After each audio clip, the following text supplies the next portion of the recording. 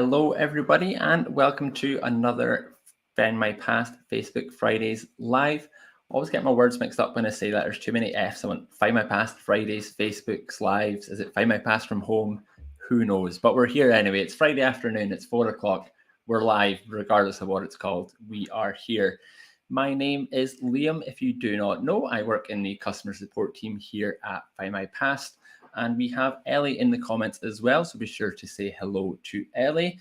As usual, let us know the weather reports, where you are, where are you coming in from, what have you been up to, what have you got planned for the weekend, what is on the cards. It is Friday, we have made it. There's another week in the books anyway, so not long to go and we can all get on with our weekends as well. So got a few familiar faces coming in the comments, always good to see. We've got Linda, video working fine today. I always say about Facebook not liking my face and not liking my lives. So fingers crossed it says that way, Linda. There's no issues today. We have got Sue Moon coming in from Sunday, but winning Guildford. Sounds a lot like Dundee at the moment. Very sunny at the moment. It was raining earlier, but now it's just sunny, really windy. Gone really cold as well now. You can see I've got my woolly jumper on today for a change. Still resisting the urge to put the heating on. So woolly jumpers are the way forward for the time being. We've got Sally coming back after a long break, although nursing herself back to health after a particularly nasty bout of COVID. Really sorry to hear that, Sally. Glad to hear you're on the mend, though. Hope that continues and you're back to fully fit soon. We have got Anne coming out. As I say, yeah, sun out here as well. Glad to hear you've got that across the water as well. I'm going to begrudgingly put this comment on because it's making me very jealous, and I know Ellie will feel the same because she's a big fan of France herself. Gorgeous sunny southwest France. So I'm glad you've got I'm sure it's warm over there as well, Christine. So I hope you're enjoying your time over in France. We have got someone we all know as well in the comments, Jessie from A Grey and Windy in the Big Smoke, although she did catch some sun on her lunch break. If you weren't about earlier on in the week, Jessie did a really, really good live on Wednesday about the Jarrow March. Fantastic video, really, really informative, very interesting topic. So as I say, if you were otherwise occupied on Wednesday, be sure to go back and watch that because as I say, it was a really good session. I definitely learned a lot. About a month ago, Jessie told me very briefly what the march was all about. And I was, as I say, very much looking forward to that when that came up. So I think Ellie might be getting a link sorted in the comments for us shortly. She's frantically looking for that at the moment, so I'll give her a second. We have got Victoria coming in from a sunny and blistery Suffolk. Seems like we're all on the same page today. We've got the sun, but not quite t-shirt weather. It is still, as I say, woolly jumpers for this very, very windy, sunny day. Hopefully the wind goes away for the weekend. We can get what's left of the sunshine. It's the 7th of October. Not sure when this happened. It's crept up on me a little bit, but apparently it's October, so the calendar says anyway. We'll take their word for it. So we'll need to enjoy what is left of the sun when it's there. Got a few more people coming in. Good to see you all as well. Sounds like there's some rain down south as well. We've got rain in Lincolnshire, Gina's got, and Jenny's the same in Devon as well. So as I say, hopefully it clears up for us all. We can all have a lovely weekend of sun and warm. Good stuff. So yeah, I can see a few people enjoying Jessie's march. I was going to say Jessie wasn't on the march. Jessie was talking about the march on Wednesday. Ellie's got a link in the comments there. Don't leave me just yet. Keep your attention for another hour and then you can go and watch Jessie's afterwards because it was really good. And as she says, it's nice to talk about something close to home. It's nice, obviously, being on here, talking about the new records. You get to talk about stuff that you're interested in as well. But when you get that little something personal, something you know about, something local, always makes a big difference. So, and it always comes across in the videos as well. So definitely have a look through that. So we do, of course, have a question of the week today. I will pop that on screen. I'm sure some of you can see it in the description as well. The question of the week is, what is your favorite genealogy or just general history book? So I was speaking to Jen earlier on in the week. May come as a surprise to you because I'm obviously a fountain of knowledge about this now, but I've never actually read a genealogy book. There's not a genealogy book on my bookshelf at the moment, which I felt quite bad about. So Jen was making some recommendations to me, And I was wondering if anyone out there has any recommendations for me as well, whether it's genealogy related or just general history, that World War II, something a bit more niche in there as well. So as I say, anything history, genealogy related, let us know what you're reading, what should I be reading, what is out there for me that I may have missed. So get your question of the week answers in and we can come back and have a look through them later on. But we will get started with the new records. That is, of course, why we are all here. So I will add my slides to the screen. New records, as I say, never sure why I put that slide in because I always introduce it in new records. We know what we're here for, but there, it looks nice on screen. It's a nice excuse to use the lovely branding. So new records. So we have updates to 3 collections on the website here today. We have updates to Surrey baptisms, Surrey marriages, and Surrey burials. Now, they are all from the same church. That is All Saints in Kingston upon Thames. And you can see a lovely picture of the church itself on the right-hand side, stolen from Jess's blog, courtesy of the Francis Frith collection. I always have to really make clear that I'm saying Francis Frith, because something in me always wants to call it Francis Firth. I don't know if that's maybe just Scottish or something, but as I say, Frith. Francis Frith, lovely photo collection. Definitely worth a look if you're looking for pictures of churches, pictures of institutions, general history pictures. Really, really good. But yeah, as I say, updates to 3 collections from this lovely church. They are 2,324 baptisms, 334 marriages, and 1,681 new burials, all from this church, all covering the same time period. That is 1813 to 1825. 3 new additions. Nice to only have to do 1 slide for the new records, I will admit. Usually it takes me a little bit more work, but get them all on the same page, always very handy. So these are transcription records, but the images do exist on the website, so you can also find the images on site as well. And we've got a few examples to show you today, and they are all from the burial side of things, or 2 from the burial side of things, I should say. So we will have a look at them. So first one on screen at the moment, this is the transcription of one Reverend John Cundall. I meant to look up how to say this name before. I'm not entirely sure. Cundall, we'll go for that anyway. That's what we're sticking with. And this was a burial of him who died on the 5th, or was buried, I should say, on the 15th of February, 1815. So this one caught my eye because of the Reverend in the first name. I will admit, when I first saw that, I thought maybe it's a transcription error. Maybe he's the person who had done the ceremony and we've pulled the wrong name. Why is this there? It's not something I've seen very often. So I wanted to have a look and see more about this guy and this burial itself. So as I say, this is the transcription, but the images are available on site as well. So I went to track down the image related to this record. Now, at first glance, I thought maybe I was correct. Maybe we have pulled the wrong name, because you can see highlighted on the left-hand side under by whom the ceremony was performed. It does indeed say J. Cundall. I've changed my own pronunciation of that now, but we're rolling with it. But I was looking at that and I thought maybe that is the right name. But then looking at it, I was like, that's the 12th of January. So that's a different date, a different month, and a different name entirely. It was John Thomas Seaton who had passed away there. So that was 12th of January. Now, when you look to the right-hand side of the page, you can see that the transcription is actually correct. It was indeed John himself who had been buried.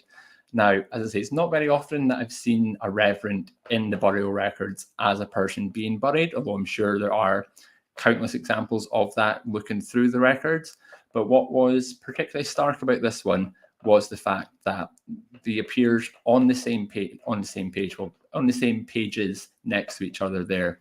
You can see that he conducted a ceremony on the 12th of January, and then just over a month later, on the 15th of February, himself was being buried. One of his colleagues was doing the ceremony for his own burial, which I found quite sad, as I say, because there's only a month in between that.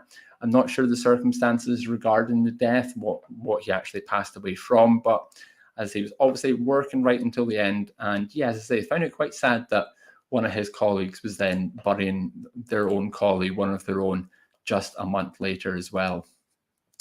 Now, on a little bit of a lighter note, something else I noticed on this image, which is something I have seen before, but it always makes me chuckle when I see that, and that is a finger at the bottom of the image, somebody holding the page down. As I say, it's not the only one I've seen, but every time I see it, it always makes me chuckle. I don't know why, it's just quite funny. Talk about having your fingerprint in history, I suppose. But it's also just a little bit of a reminder of the work that actually goes into this. Like, it's lovely seeing these images on site, but seeing someone's finger holding the page down for it to be photographed, as I say, it's just a bit of reminders to the work that goes in from start to finish, from the archivists to the digitization to them being on the website, transcribed and fully searchable. As I say, just a nice little reminder sometimes. It's easy to forget when these records go on site, the actual work that goes into it. So if you're looking through these images, look out for this person's finger. I'm not sure who it is, but they are forever immortalized in history anyway. And I've got one more burial to show you as well.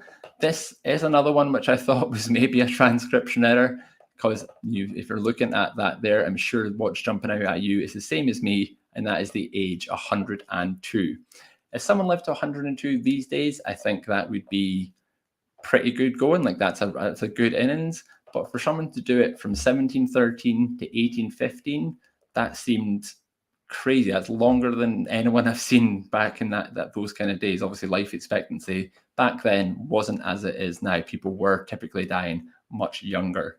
So I had to go and track down the original image for this. I had to go and prove whether or not this was correct. And lo and behold, it was correct. So you can see there, Rachel, widow of John Smithers, buried on the 9th of June, and the age is indeed 102, which kind of got me thinking as well as to what is your oldest ancestor, do you think? Like, what's your longest living ancestor?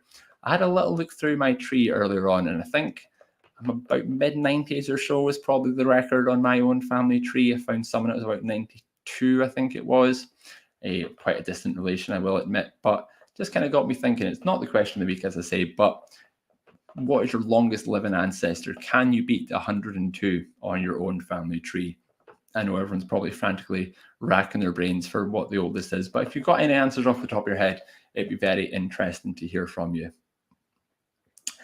Now, as you'll know by now, those are the new records, but that doesn't stop there when it comes to new editions. We also have newspapers added every single week as well.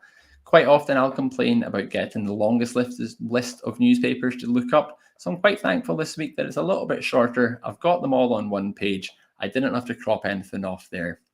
We've got a nice long list of updated titles. We have some good religious titles like Christian World, the Church and State Gazette, long editions for the Leicester Daily Mercury, especially right up to 1995. Good to see some more recent titles being added. And a very highly requested title here in customer support is the Staffordshire Sentinel. People seem to really love the Staffordshire Sentinel, so always good to see when that is being added on site as well.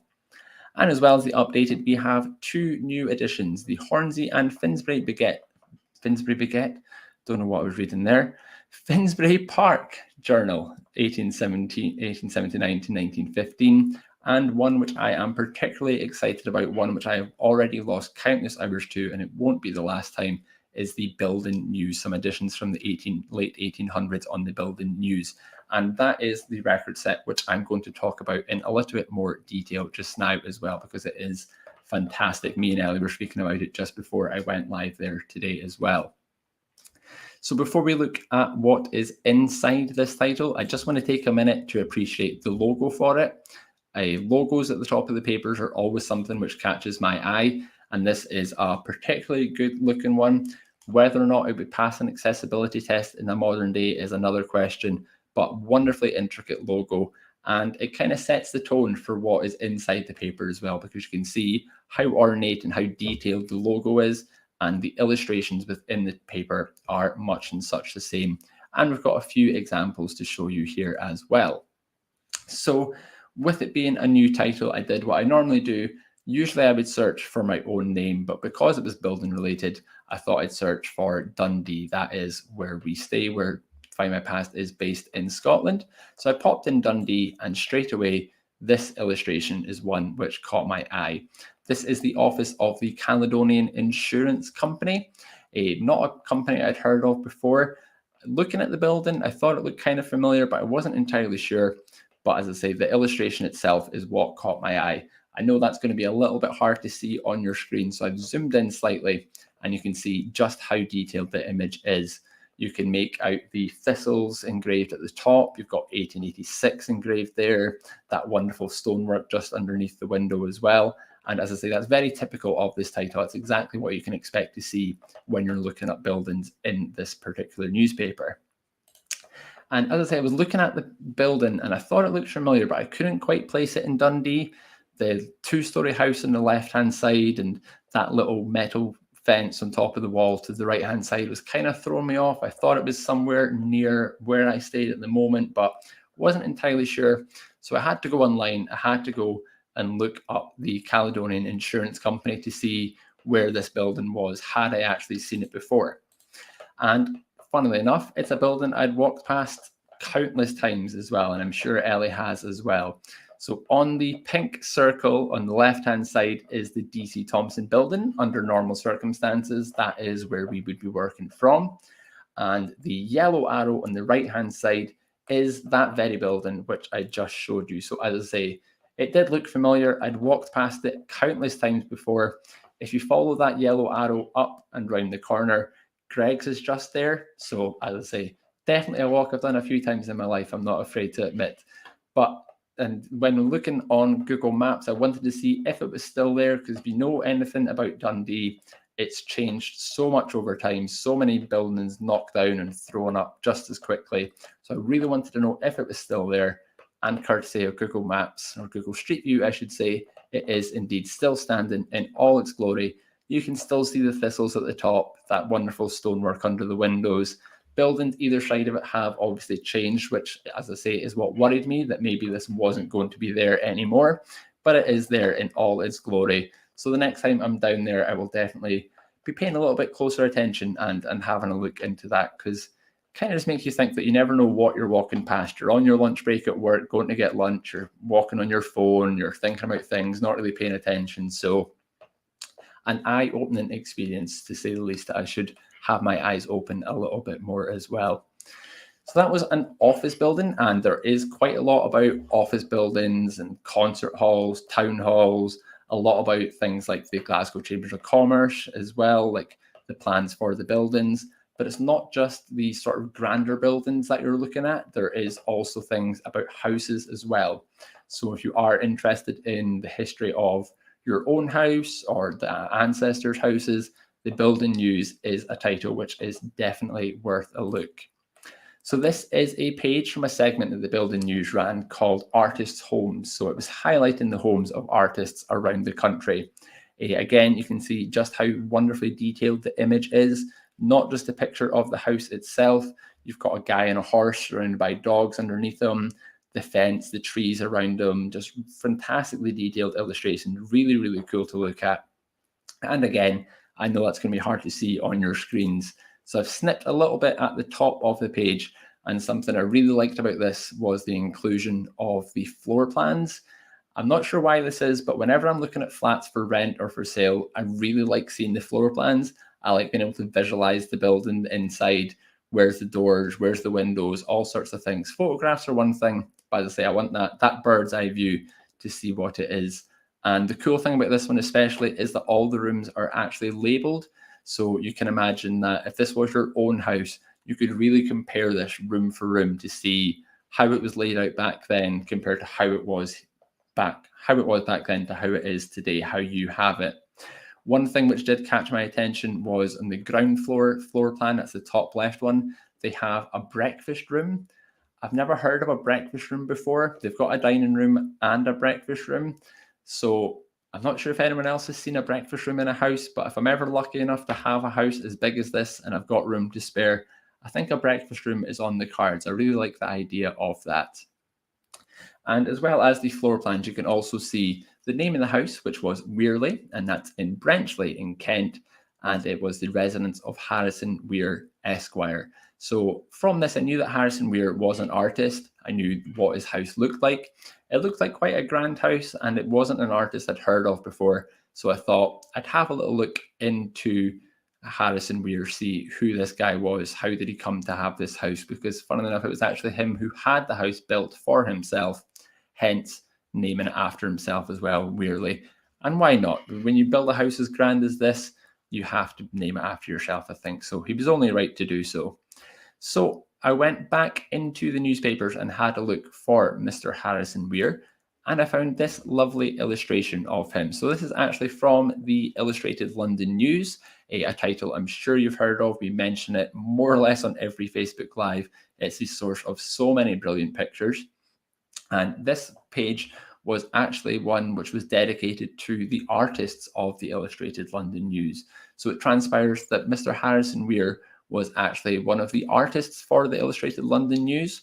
So although I didn't know the name, there's a good chance I've seen some of his illustrations in the Illustrated London News before.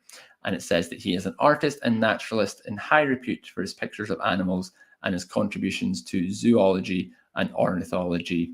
And if, like me, you didn't know what ornithology was, it's a study of birds. I did have to look that up. It's a study of birds. So from this, I knew where Mr. Harrison Weir lived. I knew one of the jobs he had. He was an illustrator for a newspaper. And as I say, I could see his house. We talk a lot about rabbit holes on this. I remember that quote I posted in the comments the other week about it being easy to go down the rabbit hole, but it's getting back out, which is the problem. I wasn't quite ready to come out just yet. I had to keep going, find out more about Harrison Weir. So where did I go? Of course, I went to the censuses and I looked up him by his name. And here he is in 1871, living in the house, weirdly. You can see that on the left-hand side. He's living with his wife and his daughter and 2 servants. So he's, again, looking at the house. He's obviously doing well for himself. He's got 2 servants. One of them's listed as a cook, which must be nice as well. You're sitting in the breakfast room waiting for the cook to get the fry up on in the morning. Sounds like not a bad life that Mr. Weir had for himself here. But when I was looking at the census, I noticed on the right-hand side, at the top right of the image there, you can see his occupation is listed as painting and literature. So I already knew he was a painter, but the literature side of things was new. I didn't know what that was. Was he maybe writing articles as well as doing the illustrations for them? So I went to Google, I popped in Harrison Weir books to see what he had written. Was there any notable works that I may have recognized? I didn't recognize any of the titles, but one of his books is now my favorite book title of all time. This is Our Cats and All About Them, Their Varieties, Habits and Management, and for Show, the Standard of Excellence and Beauty, described and pictured by Harrison Weir. As I say, I need a copy of this book. I want to see what's inside it. That book title alone captured my imagination. Not very catchy, I will admit, but as I say, just fantastic, the detail that's gone into. And when I was looking at it, you can see that it is by Harrison Weir, and he's listed as the president of the National Cat Club. So talking about rabbit holes, it just keeps going. I've gone from his house to his drawings to cats to the National Cat Club. Ellie's shaking her head at me. I can see that. And why shouldn't she? It was a weird thing to do, a weird way to spend a week. But as I say, I couldn't stop. Once I'd seen the title of this book, I had to know more. I had to know more about this National Cat Club. So I went back to the newspapers, of course, and I popped in the National Cat Club to see what was out there for this, what was about the National Cat Club itself. And there's so many articles about the National Cat Club, reports of shows, medal winners, drawings of cats that won the medals. But one article I particularly liked was in the Sketch newspaper, which again, great title, one that you can just open up any random edition of and read cover to cover. There's some really, really good articles in there. This article concerned Mrs. Heron and her cats, and it was a full 1.5 page article, which is quite hard to imagine all about this one woman and her cats. But she sounds like some women. She has, in this picture, I've counted at least 10 cats. And reading the article, that's not the extent of it. They have got many more cats. There's rooms in her house dedicated to the cats. I think there was one that said something about there's a feminine quarters, I think they called it. So even the female cats have got their own room in the house. Sounds like some life that Mrs. Heron had for herself, just in this lovely house surrounded by her cats. I know you're probably thinking that even for a rabbit hole, this is going deeper and deeper, but we're looping it back round. We're getting somewhere here. We are getting somewhere. When I was reading the article, I did see one Harrison Weir mentioned in the article. So see, there is a link here. I wasn't too far away from the point. So this is when Mrs. Heron was showing off her medals to the journalist, and the journalist is quoted as, "What a display it was. There were gold, silver and bronze medals and pendants, those of the National Cat Club bearing a special design by Harrison Weir." See, told you we were getting back round. You're never far away. It was a roundabout way, but we're back. But as I say, the rabbit hole doesn't stop there. I know now that Harrison, I've seen his house, I've seen him in the censuses. He's a painter, he's a writer, president of the National Cat Club. Now I know he also designed medals for the National Cat Club. So I had to know what that looked like. What does a National Cat Club medal actually look like? So I went back on Google and I found one. I think it was on an auctioneer's website. It must have been up for sale a few years ago. And this is what the medal actually looked like. So you can see 3 very startled looking cats on the left-hand side on the front of the medal, and then the winner name engraved on the back. I really wanted it to be one of Mrs. Heron's medals. That would have been an even more full circle moment. But this one was won by a Mrs. Cartwright and her cat, Toby. And I really like the little slogan at the bottom of the medal as well. "Beauty lives by kindness" seems to be the slogan or the motto of the National Cat Club. And yeah, just really nice to see how much you can learn about someone from starting off flicking through a newspaper. You find a random house. A few hours later, you're looking up medals on Google Images to see what they looked like. Now, you're probably wondering if the rabbit hole stopped there. For the purpose of any Find My Past employee watching, wondering if I got any work done this week, let's just say the rabbit hole stopped there. Definitely didn't spend any more time looking at National Cat Club or anything related to that. It stopped there. I went back to my normal job afterwards, honest. So, but that, as I say, for the purpose of the presentation and for my own job security, we'll stop there. We'll stop there. That was there. So, Victoria, you're not doing me any favors here asking who Toby was. That's the kind of thing that I'm going to lose more hours to. I've got a job to do. So I'm going to remove this from stream. And we're going to need to move on because, as I say, I've lost too many hours to the National Cat Club this week without going any more. So I'm well aware that I've been talking for quite a while, roundabout ways, started off with house history, ended up at medals for cats. So I'm going to take a drink of water and we're going to look and hear from you in the question of the week segment. Takes a lot out of you talking about cats for half an hour, I tell you. So the question of the week, I will just pop it on screen again for you whilst I'm looking for some examples to pull, just in case you didn't see it at the start. I was looking for favorite genealogy or general history books. Is there anything I should be reading to further my knowledge about genealogy or, as I say, any particular historical event? And we have got some really good examples coming in, so we'll pop a few on screen. So Daphne really loves Steve Robinson's Jefferson Tate genealogy crime fiction books, which brings family history to life. So that sounds really interesting, where it's not just factual information about the crime and the history of crime, but as you say, bringing it to life a little bit more, a little bit about the story. As you may have gathered from that half-hour segment about Mr. Harrison Weir and cats, I like stories. I like the stories behind the people, not just names. I like knowing about their lives. So that sounds a really good one, Daphne. Definitely one I will add to the list. Georgia has got The Surnames of Ireland by Edward. Funnily enough, it's a book about surnames, and I can't actually pronounce the surname of the author, so I will leave that where it is, but it's on screen for anyone interested. Very useful for anyone tracing Irish ancestors. So I do have Irish ancestors myself. Half my family are Irish, so that might be a very useful one to get me that little bit further back, because I've not touched my Irish side of the family tree for quite a while. So I will keep that on the reading list the next time I'm ready to tackle that. Ellen has just finished an historical fiction book, Switchboard Soldiers by Jennifer Ciavarini, about the women who manned actual switchboard to relay orders between HQ and people in the fields during World War I. There were no field radios, well researched, and I will be looking for more straight history on these ladies. So that's another really good point, is that when you're reading these books now that are based back in the day, now that you have resources like Findmypast, like the newspaper archives, you can take it that little step further and delve more into their lives about people as well. As I say, much like Daphne's suggestion, really brings the stories to life a little bit more.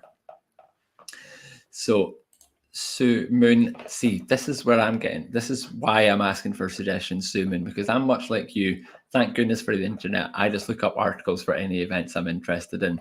I'm the same. I'm too quick to just hear about something, Google it, read a few articles, and then move on. But some things I want to know more about. I want to just delve in that a little bit further. So we're in this together, Sue Moon. We can both take some suggestions from this as well. So we've got one from Jessie as well. Jessie has recently read The Pike, which is a pretty hefty biography. So maybe not one for us actually, Sue Moon. If we're sticking to articles, pretty hefty books might not be the best starting point. But it is the biography of Italian poet, army officer Gabriele D'Annunzio. Stop giving me these surnames, people, please. An absolute manic life told really, really wonderfully. Probably engrossed me for a good few weeks. So that's what I want. That's something you can really get stuck into. Something keeps you going for a good few weeks. You can't put down. Definitely one I will be adding to the list. And we've got a few more suggestions coming in here. Canon, anything about general social history of Manchester, Derbyshire, Cheshire, as most of my ancestors are from those areas. And yeah, that's a really good way of learning more about your ancestors as well, is not just looking up them themselves, but the area surrounding them. Much like Jessie's talk about the Jarrow March, you learn so much more about your ancestors by knowing what was happening in the area at the time, the wider story about them. Fan research, as we know, is the buzzword of Facebook Lives these days. It just helps you, just as I say, get that little bit more about your ancestors when you know more about the area they were staying in, especially. So another really good suggestion. And yeah, Gillian raises a really good point here as well. It's always interesting to read up on myths and legend of Wales, Scotland, and Ireland, people's beliefs way back then. So again, similar to what we were saying there about the social history side of things as well, reading about the myths and legends, you see what was the general beliefs, what did people actually believe in, things that looking back now maybe seem a little bit out there, a little bit ridiculous in some regards, but back then, like you say, they were widely held beliefs. People thought these really did exist. So always very interesting to hear about as well. So yeah, I've got some very good suggestions for my reading list here. So thank you very much indeed. I will be visiting the comments again later on when I'm doing my online book shopping, and definitely getting a few of those in the basket as well. So if you do have any further suggestions for me, then do feel free to continue popping them in. I will be coming back near the end and we can catch up on any I may have missed, but we'll have another look through the comments and see what I've missed. Still more cat chat as well. Yeah, as Ellie says, stop enabling me. Don't tease me into these rabbit holes. I'm bad enough as it is. I'm never going to get out of them there. So yeah. And saying that I need to get a cat friend whilst I'm working. So I know I don't actually have any pets of my own. I've got a dog, but my dog lives in Glasgow with my dad. And my sister has 2 cats in Glasgow. So I'm kind of like an uncle, I guess, to 2 cats. I look after them quite a lot as well. So I've got them, but as I say, nothing in Dundee. I do need to get a cat. There's 2 dogs that live downstairs. My friend lives downstairs from me. He's got 2 dogs. And I'm always threatening to steal one of them to have a little friend on Facebook Live. Just in case if I was to mess up and do something I shouldn't do, I could just present Poppy and everybody's forgotten about it. Poppy on screen, everybody's happy. Everyone's forgot about the massive blunder that I've just made. So I like your thinking, Anna. We'll need to maybe borrow a dog for a Facebook Live session one day. And Victoria thought I was going to do a James Bond character and show us your cat. That would have been some reveal if I could just have spun round in my chair and had a large white fluffy cat sitting on my lap there. That would have been quite the reveal, Victoria. But as I say, sadly not. No pets in my home at the moment. So I'll need to get one. We've always been teasing about doing a Facebook Live about dogs and pets. So maybe I'll get that in the calendar. Maybe I'll kindly ask my friend downstairs if I can steal his dog for it, and maybe we can get that organized in the books as well. Good stuff. So we are going to keep in with the theme of house history now, and I'm going to show you a little tip that I have used in the past, but not a great deal, and one which came in massively helpful when I was doing the research on Mr. Harrison Weir and his house Weirley.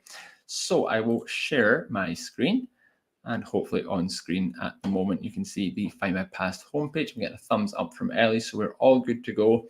Pre-warning, my laptop seems to really struggle when I'm streaming live and sharing my screen. I promise you there's nothing wrong with the website. Any slowness is just my laptop at the moment. So little caveat for you there. And you can even see a little preview of my tree. That was, I think that's my longest living ancestor, funnily enough, that's on screen. That's the last viewed person there. So little insight there. But yeah, as I say, a little hint and tip for when you're doing house history, and it also applies to other scenarios as well, but it is, as I say, particularly helpful when it comes to house history. So when you're coming to look up the history of a property, we all know that you can click search at the top of the page and you've got addresses down the bottom there. You can click that, you'll be taken to this lovely page where you can pop in the name of a street. I could pop in High Street and get over 32,000 results. But with the property that I was looking up, it had a name, and the house name was Weirley, and nothing that I'd seen indicated a street name. So it was just a house name, and that is quite common on houses like that, whether it's out the way a little bit, like looking on the map, it looked to be quite far away from a main road. It was by the river, so no street name. Same applies to things like farms, some hospitals or institutions that you may be looking up as well. So not always possible to use the address search option. For example, if I popped in the name of the house, I'm going to get no results there, but I've seen it on that census record, so I know it does exist. I know there are definitely records out there for that. So instead of using the address search option, what I'm going to do is click search, and I'm going to pick census, land and surveys. And then we'll be taken to the usual census search page, and I'm just going to click census from the subcategory there. And here we go. So we've got all the same options as usual: first name, last name, year of birth, etc. But one search field which you may have overlooked in the past is the optional keywords field. That's the one right at the bottom of the page. Now this, as I say, is especially helpful for house history or property history, but it can come in handy for a number of other things as well. So for example, when I did that address search for Weirley, no results were found. But if I copy paste that into the census form, into the keywords form, I should say, then we have 45 results. So I can click to view those 45 results. And then when my laptop starts playing ball, Ellie's doing a wind up motion here. It feels like that. It feels like back in the day when I was on the AOL dial-up back home. We're spinning, and we're there. Here we go. Ta-da. So as you can see, we have 45 results from the census category, including the 1939 register. And if I click to view on any of these, then we can see the house name that I popped in the optional keywords form is appearing there. But when you're looking at the address, you can see it does just say Weirley, Matfield, Brenchley. There is no street name, and the address search option is looking for a street. And when you scroll down as well, you can see that the street section of the transcription is blank. So like I say, if you've got one of those properties where it's not associated with a street, or it's become especially helpful for me when customers are looking for help with finding farms, especially seems to be a big one. Farms, properties like this, anything like that, hospitals, institutions even, popping it in the optional keywords field is always really helpful, as I say, especially when I was looking this up for this. You can see I've viewed quite a few of these records as well, all thanks to the optional keywords field as well. So we'll go click advanced options and we'll go back, because as well as being a workaround for the address search when there's no street, it's also really handy for those record sets which might have a property name on it, but which doesn't have an address search option. Mainly here, I'm talking about things like the electoral rolls. So if I click on the electoral rows, you can see we do have 30 results for Wearley in the optional keywords field. And I'm going to waffle for a bit whilst my laptop loads up. It's going to load any second now.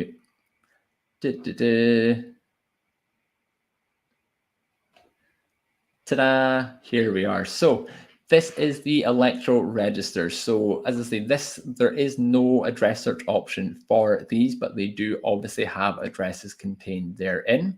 And when you're looking at the results, you may notice that the icon is slightly different from what you're usually used to when it comes to view transcript or view image. These actually say view PDF.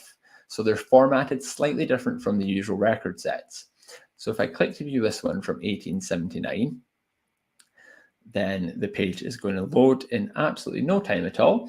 And when the page does load, we will see that it is quite a wordy document. There's a lot of words on there. And if you're going through that line by line, it could be quite hard to find the property that you're searching for. So another little tip that I'm going to let you in on here is that if you do have a PDF document like this on Findmypast and you can't quite see the word that you searched for, if you were to press Control and F for Foxtrot on your keyboard, then you have the find option there.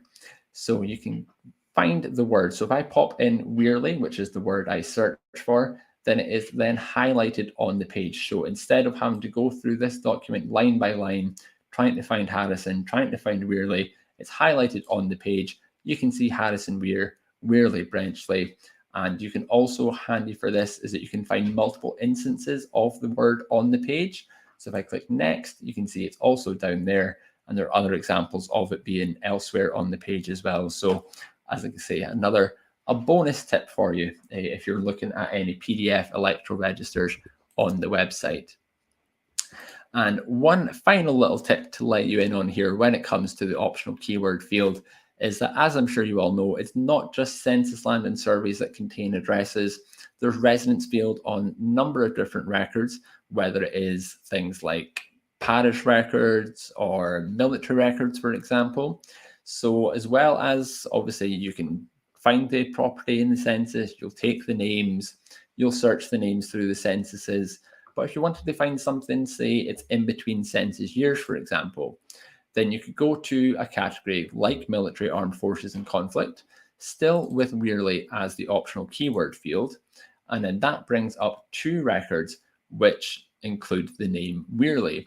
Now, you may recognize the name Siegfried Sassoon. He is quite a famous World War I poet and a very famous guy. He was actually born in the house Wearley. I know what you're all thinking. That's a much more interesting angle. Why didn't Liam talk about Siegfried Sassoon? Siegfried Sassoon didn't have a cat, so I had to talk about Harrison Weir. But as I say, a very famous house, home to a number of famous people. And that is the 2 Sassoon brothers included on there. This one is the Commonwealth Graves Commission. And you can see that the additional information, son of Alfred and Teresa Sassoon of Wearley Matfield Green. So as I say, it's especially handy for things like this, which 1915 would have been in between censuses. So the family did live there for a number of years. But as I say, popping that in the optional keywords field on any record set, whether it's birth, marriage and death, you can see there's a result. Obviously, census, land and surveys, directories and social history, and the military, armed forces and conflict that we see on screen at the moment. So as I say, I hope that little tip has been useful for you when it comes to, like I say, it's helpful for house history. If there's something that you're looking for, whether it's something like an occupation maybe or anything like that, the optional keyword field is quite overlooked sometimes. I personally do forget about it until it comes to a situation like this. So definitely have another go at your house history using the optional keyword field. And I hope that has been useful for anyone who is doing so. And yeah, I can see Ellie shocked that you went for the cat angle. It's not your first rodeo, Ellie. You know what you're in for with a Liam Facebook Live. I'm going to talk about pets. I'm going to like World War I history. That's always going to be there. But when you find the president of the National Cat Club living in a property, that's a once in a lifetime opportunity. You have to take your chance at that. So, as I say, Siegfried's there. We can come back to Siegfried down the line. Harrison Weir, he's the real superstar today. He's the man for me when it comes to this. We'll have another look through the comments as well. We're a little bit ahead of schedule here, only 4:45. So we'll see if we've got any further book recommendations for us to get us organized for the weekend. We've got another one coming in for Victoria. She loves language books. If you're interested, I always cut myself off when I put comments on the screen here like this. I'm kind of hiding behind it, so I'll sit up a bit. So love language books. If you're interested in Suffolk dialect, then books by Charlie Halecock are great. He helped Ralph Fiennes when making the film The Dig. One in particular is Sloity. Oh, going to need to get you on a Facebook Live so you can pronounce this for us here in Victoria. I'm not going to attempt a Suffolk accent, but there you go. Full of social history, photos, cartoons, dialect explanations, and humour as well. And yeah, that kind of comes back to what we were saying about the social history aspect when you're looking at the life surrounding your family as well. It's easy to see their names on a census and see where they were living. But like you say, books like that will give you that kind of extra idea as to what did he speak like back then? Were there any slang words or little tweaks in the dialect that would have given you that kind of idea as to how they spoke? And did they say phrases like the one Victoria's put in quotes, which, as I say, I'm not going to attempt and embarrass myself any further here today. But really good suggestion as well. It's another one on the list for us there. And we've got one from Kate as well. Kate's read a book about the little Hertfordshire village of Turnstone and was delighted to find my 2 times great-grandfather mentioned working as a carter. Very excited to find them in an actual book. So yeah, that's really amazing as well. Like you say, it's one thing you read a book for context about your ancestor, and lo and behold, your ancestor's in the book himself as well. So that is really, really cool. I can't imagine how that would be, Kate, to have seen that. So yeah, as I say, really, really cool. And in all these books that I'm looking at, I'm desperately now going to be trying to find one of my own ancestors in these. And I think we have one more coming in. This is from YouTube, courtesy of Jemima. Just read The ATS Girls by Tessa Dunlop, all about women in the Auxiliary Territorial Service and the Second World War. So yeah, another really good one as well. Really important bit of history as well. The women's involvement in the World War as well. We had another suggestion down the line about the radio girls as well. So yeah, as I say, things which might be overlooked, or the records themselves might not be out there just yet. So really important history, really important to remember. And another one, if you have ancestors, for example, who were in the Auxiliary Territorial Service, then you might even see them named in the books as well. So yeah, as I say, reading list is growing. I've got a playlist courtesy of you now. I've got a reading list courtesy of you now. It's going to be filming TV shows next, do we think? Maybe need some suggestions. It's getting to that time of year where you just put a film or a TV show on. You're not going outside anymore. So maybe that is the question of the week for my next one. Maybe that will be. And speaking of teasers for next Facebook Live sessions, or teasers in general, I know Ellie likes to tease information, give you little clues. You are our best friends, so you do hear things ahead of schedule, ahead of other people. Now, my job's already in danger as it is with how much time I've admitted to losing to the National Cat Club. So I can't say too much about this, but there is a teaser for next week. Maybe if you check social media on Tuesday, maybe you check your email inbox on Tuesday, you might have some news from Findmypast. It might be something that you've been waiting on happening. Who knows? As I say, apart from that, my lips are sealed. I'm probably going to come off to a message from my manager saying, what on earth have you been doing all week? So I will leave it at that. If you see me out in Dundee tonight, maybe buy me a pint. Maybe I'll tell you more. Who knows? We'll find out. But as I say, eyes peeled next week, folks. Next Tuesday, keep an eye out for some updates, which may be interesting for you. And we've got more cat content coming in here as well. I think my sister's going to be watching. She is going to be absolutely loving the cats. Speaking of teasers, I sent her a picture of that front cover of the book that I really liked, and she was very, very excited. I'd say she's got 2 cats, so I think this is probably the closest attention my sister has ever paid to one of my Facebook Lives, because it is cats. Linda asking if I'm allowed to do bribes and corruption. A pint's a pint, Linda.